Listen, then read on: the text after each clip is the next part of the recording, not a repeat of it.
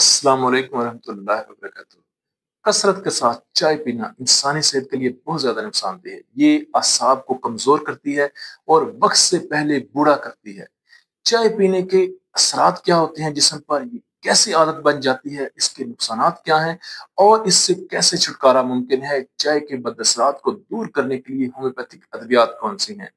मैं हूं homeopathic doctor Mohammad Aqeel Saifi, German homeopathic store and clinic, Gujranwala, Pakistan. हम अक्सर देखते हैं कि बहुत सारे लोग जो हैं वो कसरत के साथ चाय पीते हैं, बहुत ज़्यादा चाय पीते हैं। दिन में 6, 8, 10, 12 कप जो है वो चाय पीते हैं। सारा दिन वो चाय पीते रहते हैं। चाय पीने से होता क्या है? किस तरह ये आदत बनती है? जब एक कोई भी इंसान चाय पीता है तो वक़्ती तौर पर ये उसको एनर्जेटिक करती है, जिस्म को एक्टिव करती है, दिमाग को एक्टिव करती है और जिस्म जो है वो बिल्कुल हशाश-बशाश हो जाता है।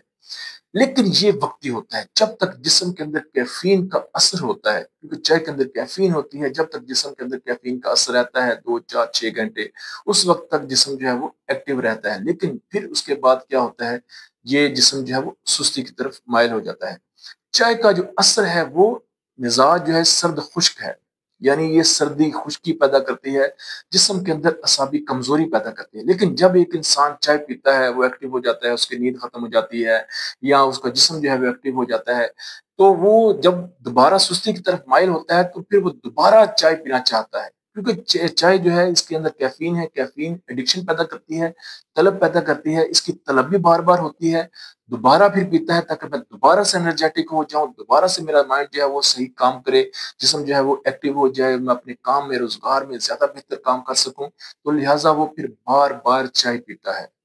बार बार चाय पीने से चाय की आदत बन जाती है, नशे की तरह लोगों को लग जाती है और वो लोग जो है वो नशे की तरह इसको इस्तेमाल करते हैं और वो बार बार चाय पीते हैं अपने जिस्म को एक्टिव करने के लिए। लेकिन इसके नुकसानात क्या हैं? इसके नुकसानात ये हैं कि ये असाबी कमजोरी पैदा करती है, जिस्म का जिस्म को तवानाई वक्ती तौर पर देती है, लेकिन असाबी कमजोरी के साथ जिस्म को डल करती है, पट्टों की कमजोरी पैदा करती है, चेहरे की रंगत जो है वो डल हो जाती है, चेहरे पे झुर्रियां पड़ जाती हैं, कब्ज पैदा करती है, जिस्म के अंदर चिड़चिड़ापन होता है और मैदा जो है वो सही तरीके से काम नहीं करता, जिस्म के अंदर सर्दी खुश्की पैदा करती है।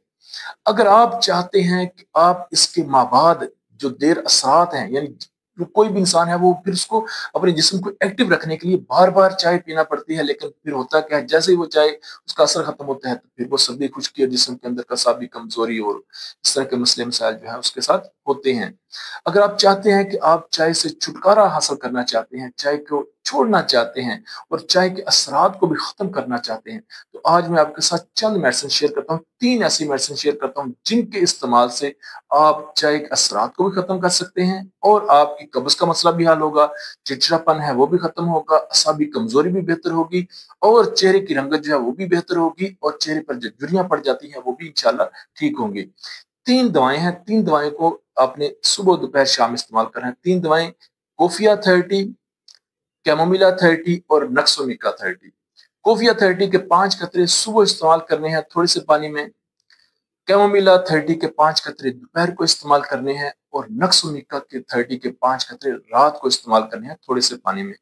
इन 3 मेडिसिन के इस्तेमाल से चाय के कैफीन के जिस्म के अंदर असरात भी खत्म होंगे, कब्ज भी ठीक होगी, चिड़चिड़ापन भी ठीक होगा, मैदा भी सही काम करेगा और बहुत सारे जो मसले मसाइल जो चाय की वजह से हैं, पैदा हुए हैं आपकी बॉडी में, सर्दी खुश्की पैदा हुई है, असाबी कमजोरी हुई है, वो भी इंशाल्लाह खत्म होगी और चाय की तलब भी जो है वो भी खत्म हो जाएगी और आप चाय पीना छोड़ देंगे इन मेडिसिन की इस्तेमाल से।